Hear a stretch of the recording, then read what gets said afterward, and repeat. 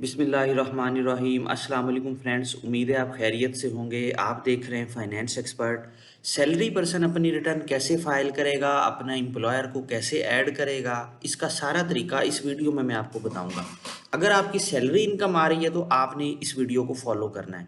ये सिर्फ salary person के लिए है। अगर आपकी प्रॉफिट की इनकम आ रही है, रेंटल इनकम आ रही है, उसके लिए मैंने एक सेपरेट वीडियो बना दी है। ये सिर्फ सैलरी पर्सन के लिए है जिनकी इनकम सैलरी की आ रही है, तो इसको ध्यान से देखिएगा। यहाँ पे आना है आपने, 2026 का फॉर्म सिलेक्ट करना है, इसको कंटिन्यू करना है। नॉर्मली तो ये होगा कि अक्सर जो सैलरी इनकम आ रही होती है ना, अगर आप किसी कंपनी के साथ काम कर रहे हो और वो आपका टैक्स काट के जमा करवा रही है, तो वो ऑटोमेटिकली यहाँ पे इनकम फ्रॉम सैलरी सिलेक्ट भी कर लेगा। ठीक है, और यहाँ पे नीचे शो भी हो जाएगी कि जी आपकी सैलरी इस एम्प्लॉयर से आ रही है, और वो उसका नाम भी ऑटोमेटिकली ऐड हो जाएगा। लेकिन बाज़ दफ़ा ऐसे नहीं होता। ठीक है, या अक्सर जो गवर्नमेंट डिपार्टमेंट्स हैं ना, उनका ये नहीं होता। गवर्नमेंट डिपार्टमेंट्स का थोड़ा सा मसला है, वो नहीं होता उनका ऐड, तो वो करना पड़ेगा आपको। बहरहाल अगर ना ऐड हो तो वो आप खुद भी कर सकते हो। ठीक है, तो सबसे पहले एम्प्लॉयर कैसे ऐड करना है, देखें जी यहाँ पे आपने ऐड एम्प्लॉयर पे आना है ना। अब अगर आपके पास अपने एम्प्लॉयर का, वो आपको ना ये कहता है कि अपना रजिस्ट्रेशन नंबर दे। देखें जो गवर्नमेंट डिपार्टमेंट्स होते हैं ना, उनका होता है FTN। जो बाकी लोग होते हैं ना, जैसे एक नॉर्मल कंपनी है या पब्लिक है, उसका NTN होता है। तो जो उस होता है ना गवर्नमेंट डिपार्टमेंट, अगर आप गवर्नमेंट एम्प्लॉई हो और आपको अपने डिपार्टमेंट का FTN नहीं पता, तो आप चैट GPT से भी जाके पूछ सकते हो। देखिए मैंने कुछ पूछ के निकालने हैं। देखिए जी, गवर्नमेंट ऑफ पंजाब का FTN ये है। देखिए इसको कुछ नहीं करना, सिर्फ यहाँ से आपने कॉपी करना है। आप इसको ऐड एम्प्लॉय डिटेल में जाके जब यहाँ पे पेस्ट करेंगे ना, तो ये खुद ही उसको सिलेक्ट कर लेगा। ये देखिए गवर्नमेंट, और इसको ऐड कर देगा। ठीक है, इसी तरह आपने जिसको भी ऐड करना है ना, ये देखिए सारे डिपार्टमेंट्स आ रहे हैं। ये मैं आपकी सहूलत के लिए मैं आपको दिखा देता हूँ, बाकी आप चैट GPT से खुद भी पूछ सकते हो। हेल्थ डिपार्टमेंट देखें जी, अगर आप हेल्थ डिपार्टमेंट से जॉब कर रहे हो तो अब यहाँ पे ऐड एम्प्लॉयर में आना है आपने, और इसको यहाँ पे रजिस्ट्रेशन में पेस्ट कर दें आप। ये खुद ही उसको उठा लेगा नाम को। ठीक है, ये आगे हेल्थ में। तो इस तरह से आपने अपना एम्प्लॉयर ऐड करना है। और अगर आपका प्राइवेट सेक्टर में जॉब कर रहे हो तो ये ऑटोमेटिकली ऐड हो जाएगा, आपको ऐड करने की जरूरत ही नहीं है। ठीक है, ये मैंने जस्ट फॉर्मेलिटी के लिए आपको समझाने के लिए ऐड करके दिखाया। अब जी सैलरी इनकम आ गई। देखें पूरे साल में जितनी सैलरी आपको मिली है ना, 1 जुलाई 2025 से 30 जून 2026 तक, चाहे आपने इन 12 महीनों में से 4 महीने काम किया है, उसके बाद जॉबलेस थे, आपने एक एम्प्लॉयर की बजाय 4 एम्प्लॉयर के साथ काम किया, मतलब डिफरेंट जगहों पे काम किया है, पूरे साल की सैलरी को आपने टोटल करना है। यहाँ पे आपने टोटल अमाउंट लिखनी है कि पूरे साल में टोटल अमाउंट आपको मिली कितनी, इसको आपने कैलकुलेट करना है। इसके बीच में ग्रॉस सैलरी आएगी आपकी। ठीक है, आप चाहे प्राइवेट सेक्टर में हो चाहे गवर्नमेंट सेक्टर में हो, ग्रॉस सैलरी जो होती है विद अलाउंसेस आपने लेनी होती है। आपकी सैलरी में सैलरी जो स्लिप होती है, उसके ऊपर मेडिकल अलाउंस आ रहा होता है। अब वो जो मेडिकल अलाउंस आ रहा है ना, वो एग्जेम्प्ट होता है। वो पूरे साल का जितना भी बनता है, जैसे सैलरी पे लिखा हुआ है स्लिप पे हर महीने 1800 आपका जो है वो गवर्नमेंट अलाउंस है, 2000 है, तो आप उसको 12 से मल्टीप्लाई कर लें। ठीक है, अगर 2000 है तो पूरे साल का 24 हो जाएगा। इसको यहाँ से आपने सेव भी कर देना, कैलकुलेट भी कर लेना। ठीक है, ये मेडिकल अलाउंस हो गया आपका, ये आपने यहाँ पे ऐड कर लेना है। और अगर इस पीरियड में आपकी कोई रिटायरमेंट हुई है इसी साल, और आपको वो पैसे मिले हैं सैलरी के साथ, आपको जिसको हम कम्यूटेशन बोलते हैं, एक लमसम फिगर मिल रही है आपको, तो वो यहाँ पे आप ऐड कर सकते हो। ठीक है, फर्ज की आपको अगर 25 लाख उस उधर से मिला है, लेकिन ये जो 25 लाख होगा ये एग्जेम्प्ट होगा। ठीक है, ये सब्जेक्ट टू फाइनल टैक्स और सब्जेक्ट टू एग्जेम्प्ट, इसमें एग्जेम्प्ट में लिखना है आपने। ठीक है, ये मैं आपको समझाने के लिए सिर्फ डाल रहा हूँ। अगर आपको ऐसी नॉर्मल नहीं मिली तो अमाउंट तो उसको ना लिखें, आप इसको जीरो कर दें। मैं वैसे ही एंट्री ये होगी, बस ये एंट्री करनी है, इसके अलावा कोई और एंट्री नहीं होगी। सैलरी पर्सन की ये एंट्री है। अब आ जाए टैक्स डिडक्शन में। देखिए जी, अगर तो टैक्स आपका यहाँ पे शो हो रहा है तो वो ऑटोमेटिकली शो भी हो जाएगा। अगर नहीं आ रहा तो जितनी सैलरी आपने डाली है उसका जितना टैक्स आपका एम्प्लॉयर काट चुका है, वो यहाँ पे आप डाल देंगे जी एम्प्लॉयर ने मेरा इतना टैक्स काट लिया था, हर महीने वो इतना टैक्स काटता है। ठीक है, FBR के पोर्टल पे भी पता लग जाएगा। यहाँ पे ऐड नहीं हो रहा तो आप खुद भी यहाँ से ऐड कर सकते हो। देखिए आपने सैलरी डाली थी, उसने सैलरी खुद ही बता दी, टैक्स आप डाल दें। इसके अलावा अगर अब एडजस्टेबल के भी ये सैलरी का टैक्स आ गया आपका, ठीक है, यहाँ पे सैलरी के बीच में कोई और चीज ऐड नहीं होगी, ठीक है। ये फाइनल में इसने क्या बताया, पेंशन एक्सीडिंग, जी बस आपके लिए यही है, आपने यहाँ पे सैलरी का टैक्स डालना है। इसके बाद आप आ जाए अलाउंसेज में रिडक्शन में। अब यहाँ पे देखें जी, डिडक्टेबल अलाउंसेस में कोई काम की चीज़ है, ये देखें जी, एजुकेशनल एक्सपेंस जो होता है सैलरी पर्सन को ये अलाउ होता है, उससे आपका टैक्स थोड़ा सा नीचे आ जाता है। पूरे साल में बच्चों की स्कूल फीस जितना भी खर्चा हुआ है वो आप यहाँ पे लिखें जी। पूरे साल में फर्ज गया 2,50,000 हुआ है। एट्रीब्यूट में वो आपसे कहेगा जी नंबर ऑफ चिल्ड्रन भी बता दें, तो नंबर ऑफ चिल्ड्रन बता के इसको ऐड कर दें, ठीक है, और इसको कैलकुलेट कर दें। आपने पूरा एक्सपेंस डाल देना है जितना भी होगा, ठीक है। अगर वो आपके होगा उसमें एडमिजिबल तो वो खुद ही सिस्टम ले लेगा, ठीक है। अगर नहीं एडमिजिबल होगा तो वो नहीं लेगा, आपने जितना एक्सपेंस डालना है वो अपना डाल दें। इसके बाद टैक्स रिडक्शन में आ जाएं। टैक्स रिडक्शन में देखें जी, अगर कोई आपसे रेलिवेंट है, ठीक है, तो आप डाल सकते हो, नॉर्मली इसमें कुछ भी नहीं होगा, ठीक है। ये टैक्स क्रेडिट में एक चीज़ आती है, वो मैंने आपको पहले भी बताई है कि अगर आपने घर के लिए कोई लोन लिया हुआ है ना, ठीक है, घर बनाने के लिए, कंस्ट्रक्शन के लिए, ये देखें क्रेडिट फॉर इंटरेस्ट पेड, इसको क्लिक करना है। ये वो चीज़ है, देखिए अगर आपने घर के लिए लोन लिया है, रिनोवेशन के लिए, घर बनाने के लिए, बैंक से जो लोन लिया है सैलरी पर्सन ने, उसके ऊपर पूरे साल में जो आपने इंटरेस्ट पे किया है ना, वो बैंक वालों से पूछ के आप कैलकुलेट कर सकते हो, वो यहाँ पे आप क्लेम कर सकते हो। तो ये आपकी सैलरी इनकम में से माइनस हो जाएगा, सैलरी का जो टैक्स है वो कम बनेगा। अब उसने देखिए 2,50,000 हमने ऐड किया, उसने क्रेडिट इतने का दिया। ये पीछे लिंक लगे हुए हैं, ये थोड़ी सी कॉम्प्लिकेटेड चीज़ है, अगर मैं आपको समझाने बैठूंगा तो आपको समझ नहीं आएगी।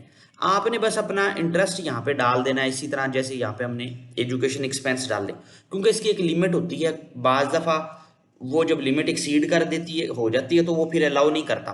तो अब आप उस पर सोचने बैठ जाएं कि जी मुझे क्यों नहीं किया, मैंने कोई गलत कर लिया, तो वो आप अपना टाइम वेस्ट करोगे।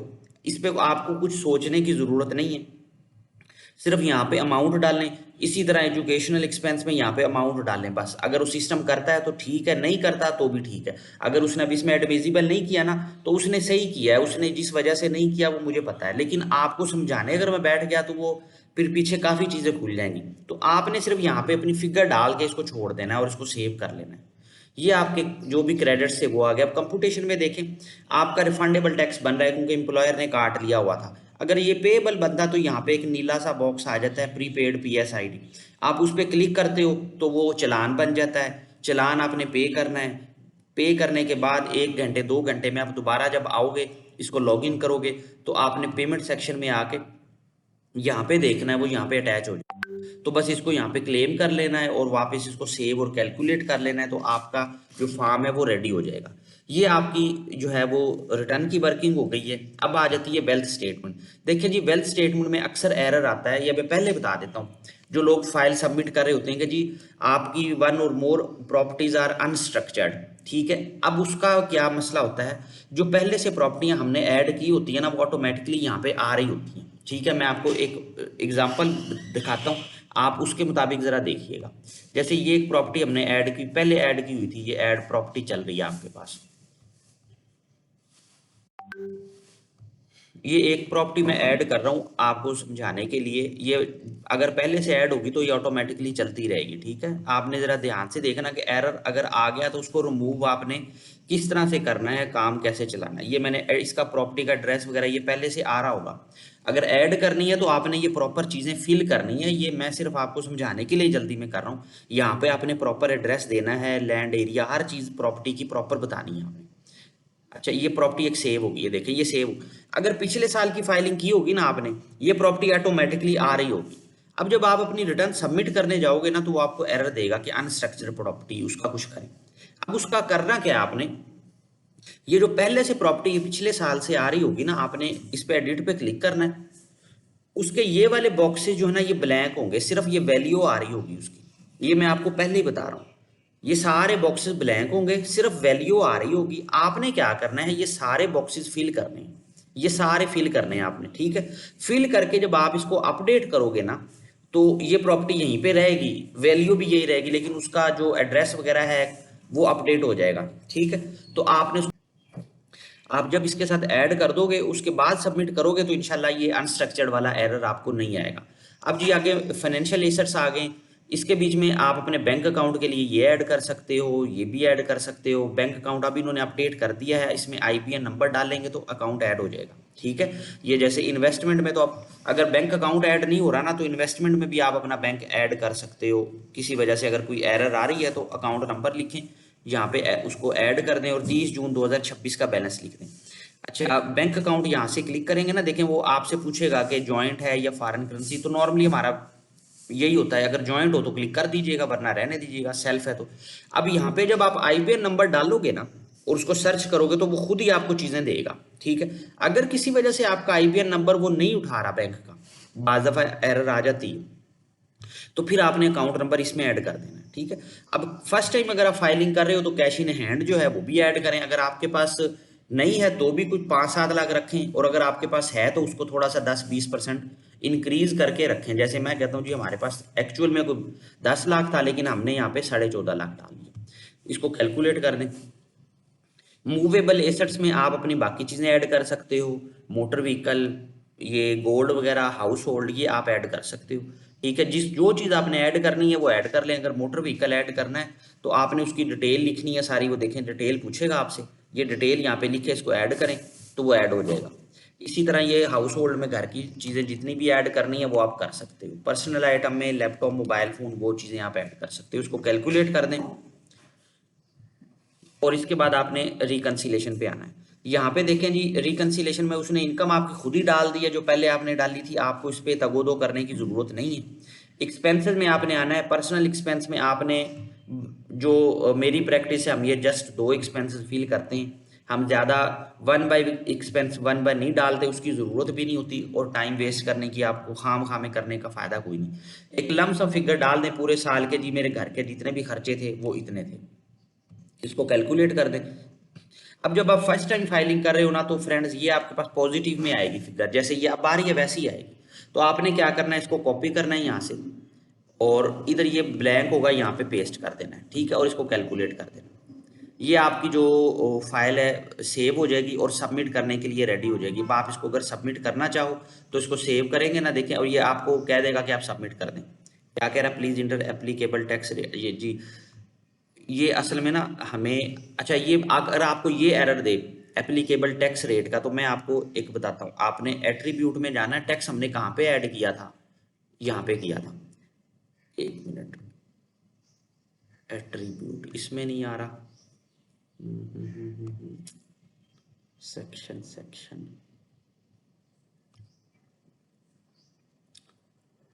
एक ये बाज दफा ना एरर दे रहा है सिस्टम, क्योंकि अभी फॉर्म नया आया है ना, तो कुछ चीजें ये ऐसी करता है जिसकी बाज दफा हमें भी नहीं समझ आती, फिर हमें भी देखना पड़ता है कि यार ये क्या कह रहा है।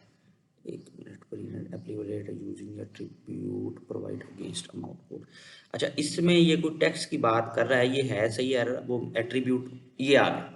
ये देखें, ये ना बाद ये एट्रीब्यूट आ गया इसमें, जी जी ये देखें, ये हमने यहाँ पे क्रेडिट लिया था ना, ये इसकी वजह से कर रहा है। ठीक है, तो इसके बीच में एट्रीब्यूट में आता हूँ।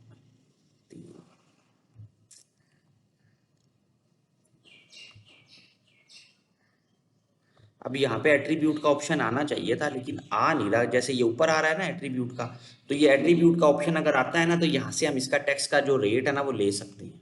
विद होल्डिंग में भी नहीं दे रहा, क्योंकि यहाँ पे ना एट्रीब्यूट आना चाहिए। एट्रीब्यूट आएगा तो उसमें हमने अपना जो सेक्शन है वो सिलेक्ट करना होता है। सिलेक्ट तो क्या करना है, वो बस उसको एक रेट बताना होता है। बहरहाल 1 मिनट में और कुछ करके देखता हूँ। अलाउंसेस रिडक्शन, जी फ्रेंड, ये जो एरर दे रहा था हमें, ये देखें ये एरर दे रहा है, ये असल में ना अगर कोई अमाउंट हमने कुछ डाली हो, कोई ऐसी जो इससे रेलेवेंट हो, तो फिर ये अक्सर एरर देता है। देखें ये आपको एरर देगा, ये आपके अपना रेट दें। अब ये आपने ना सैलरी से टैक्स डिडक्शन में आना है, वो क्योंकि हमने यहाँ पे अमाउंट डाली थी उसकी टर्मिनेशन वाली। ठीक है, आपको याद है मैंने आपको बताया था कि एम्प्लॉयमेंट टर्मिनेशन की लमसम फिगर, तो ये उसके लिए हमें एरर दे रहा है। तो अब इसके बीच में फर्ज किया मैं वैसे ही एक रेट कुछ एक फॉर्मेलिटी के लिए 1 लिख रहा हूँ। ठीक है, ये सिर्फ एक फॉर्मेलिटी ही है क्योंकि उसके बगैर है ना, अगर ये एरर दे रहा हो तो जस्ट आप ऐड 1 1 कर दीजिएगा, उससे ये होगा कि ये सिस्टम एक बाईपास हो जाएगा, क्योंकि ये एरर ही है, अदरवाइज ये होनी नहीं चाहिए थी। अब इसको देखें, सबमिट करके देखते हैं अब क्या कहता है। ये देखें, ये अब सबमिट कर देगा आपकी रिटर्न को, ठीक हो गया। अच्छा, एक चीज रह गई थी जो मैंने आपको बतानी थी, वो ये देखें फ्रेंड्स, अगर आप पहली दफा फाइल कर रहे हो तो फिर तो ऐसे ही होगी। अगर आपने पिछले साल भी फाइल की थी तो फिर आपने पहले ये करना है कि सबसे पहले जो कैश इन हैंड है ना, उसको आपने जीरो रखना है। ठीक है, कैश को जीरो रखना है आपने। और जब आप रिकंसिलेशन पे आओगे तो आपकी ये जो अमाउंट है ना, ये नेगेटिव में आ रही होगी, ये पॉजिटिव में नहीं आएगी। इसको आपने कॉपी करना है यहाँ से और अपने कैश में जाके पेस्ट कर देना है लास्ट में। इसको कैश को आपने सबसे लास्ट में रखना है, क्योंकि ये बैलेंसिंग अमाउंट होती है, लेकिन ये नेगेटिव में आनी चाहिए, अनरिकंसाइल अमाउंट, अगर आपने पिछले साल भी फाइल की थी। अगर ये पॉजिटिव में आ रही है तो फिर आपने कोई मिस्टेक की है। इसको सेव करना है। ये सारी वर्किंग आपकी हो गई है फ्रेंड्स। देखें, आपके एम्प्लॉयर कैसे ऐड करने हैं वो सारा मैंने तरीका बता दिया। एम्प्लॉयर के एफटीएन आपने देखने हैं, ये देखें जी, ये आपको स्क्रीन पर नजर आ रहे हैं सब डिपार्टमेंट के। आप ध्यान से ये देख, हर चीज मोस्टली आपको नजर आ जाएंगे, लाइफ स्टॉक का, इंडस्ट्रीज का, सोशल वेलफेयर का, public service commission, chief minister secretariat, ये सारे आपको मिल जाएंगे। ठीक है, इसके अलावा आपने किसी का देखना हो, आप चैट जीपीटी पे अपने डिपार्टमेंट का नाम लिखो तो वो आपको एफटीएन भेज देगा। तो ये सिंपल सा प्रोसेस था। अपना ख्याल रखिएगा। वीडियो अच्छी लगे तो उसको लाइक और शेयर जरूर कीजिएगा। Thank you. अल्लाह हाफिज़।